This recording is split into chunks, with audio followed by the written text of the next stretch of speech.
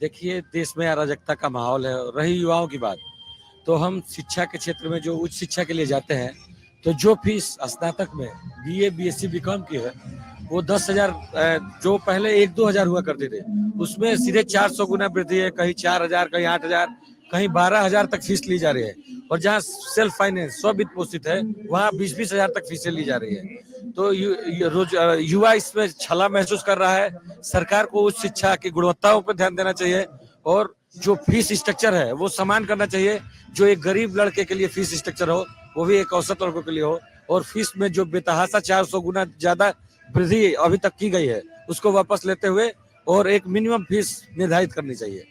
साथ ही मैं बलिया हमारा बहुत पिछड़ा है रोजगार के मामले पे। यहाँ पे इंडस्ट्रियल एरिया के नाम पे एक औद्योगिक एक उद्योग नहीं है।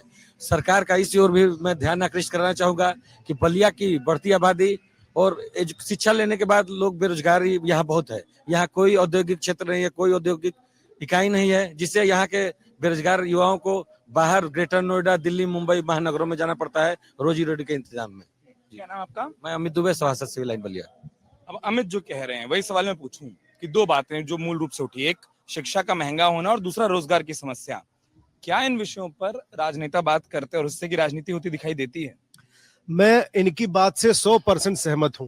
सहमत इस बात से हूं कि 2014 से पहले इतिहास भारत में आज तक कोई विकास नहीं हुआ, लेकिन 2014 के पास अगर किसी भी शहर में, किसी भी जिले में अगर विकास चाहिए तो सबसे पहले वहां पे इंफ्रास्ट्रक्चर चाहिए, रोड की कनेक्टिविटी का। और इसके पहले की जितनी भी सरकारें रही हैं, मुझे गर्व है इस बात का कि 2014 के पास भारतीय जनता पार्टी की सरकार बनी और यहाँ पे वीरेंद्र सिंह बस 2014 में पहली बार सांसद बने। उसके बाद फिर इसके बाद नीरज शेखर जी अभी जस्ट आ रहे हैं। तो इन पीरियड में आप यहाँ देख सकते हैं कि बलिया में डबल ट्रैक हुआ।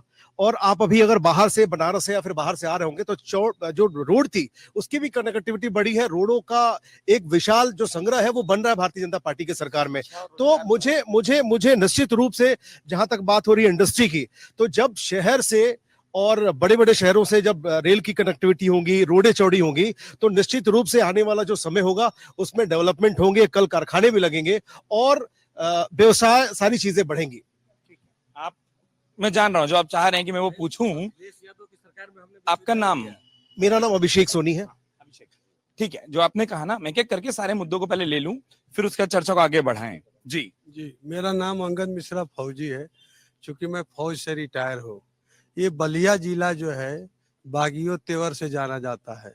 यहाँ पे आज़ादी के बाद से एक भी कारखाना नहीं लगा, जबकि बलिया के नाम से बहुत लोग बना। देश के प्रधानमंत्री भी बलिया ने दिया, उसके बाद भी बहुत सारे लोग यहाँ पे सांसद बने।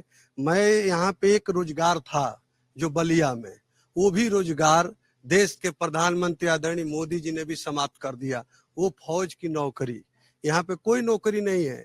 बट यहाँ बलिया जिला के आपको हर फौज में यहाँ पे लड़के मिलेंगे जो जाके देश के सेवा करते हैं। उसको भी ले आकर मोदी जी 4 साल कर दिए, जो बेरोजगार कर दिए। अपने 75 साल होके भी तीसरा टर्म मांग रहे हैं मोदी जी, और नौजवान साथियों को 4 साल में घर भेज रहे हैं कि जाओ आप यहाँ नौकरी करके फिर वहां जाके, वहां पे मेरे ऑफिस में, बीजेपी ऑफिस में एक मंत्री इनका बोला था कि यहाँ नौकरी करने के बाद सिक्योरिटी गार्ड के ड्यूटी करना।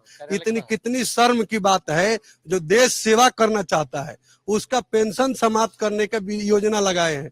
लोग त्रस्त है, उसके बावजूद भी इनके मंत्री बोलते हैं कहीं नौकरी ना मिलेगा तो मेरे ऑफिस में आ जाना, दरवान के नौकरी करना, चपरासी के नौकरी करना, ये नौकरी व्यवसाय दे रहे हैं। कितनी शर्म की बात है। पूरे बलिया जिला में लाखों नौजवान फौज के लिए रोज तैयारी करते हैं। आप गली में घूम के देखिए, रोडों पे सुबह से लेकर शाम तक दौड़ लगाते हैं और जाते हैं वहां पे नौकरी के लिए तो उनको लाठी मिलता है।